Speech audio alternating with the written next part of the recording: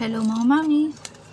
Today's video, bali simple minimalist lang tong gagawin kong cake, pero medyo matagal lang to siya.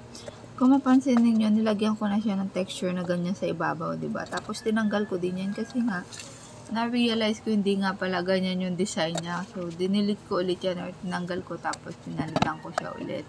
Ayan na nga, tinutungtong ko nga pala yung cakes doon sa plato para mas mabilis ko siyang maiangat. Tapos since manipis yung cake board, diba?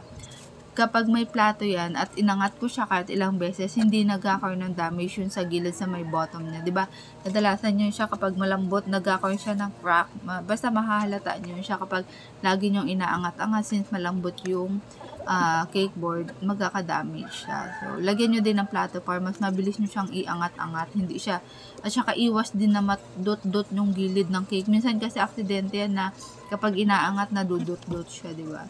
Ito nga pala, yung kulay na yan, para siyang kulay, kulay pomelo. Ano yan siya, ang ginamit ko lang dyan, orange lang yan siya, tapos konting pink. Tapos, ayan na nga, so nilagyan ko na ng ganyang kulay, gradient lang siya na kulay pomelo at saka white. Tapos, dito na natagalan na ng konti. Tagain nyo lang yan siya na ganyan para magkaroon siya ng texture design sa gilid. Ang ganda ng kinalabasan nito. So, ganyan lang siya, tinaga-taga lang. Yung sa gilid lang pa, yung sa taas, hindi ko na yan siya tinaga-taga.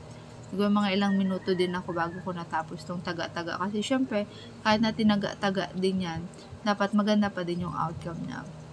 Tapos, ito na yung sa dedication.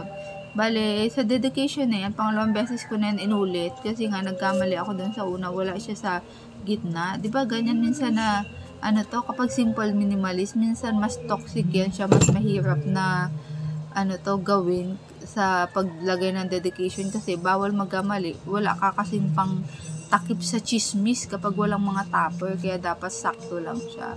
Ang pantakip mo lang dyan is yung mga druggies, kaya lang syempre kapag malaki yung damage, hindi mo siya matatakpan ng mga druggies, diba? Ito na yung kanyang pinaka-final outcome. Very feminine ng kulay niya. Kulay pomelo. So, yun lamang mami. Salamat sa inyo. Paalam. Ciao!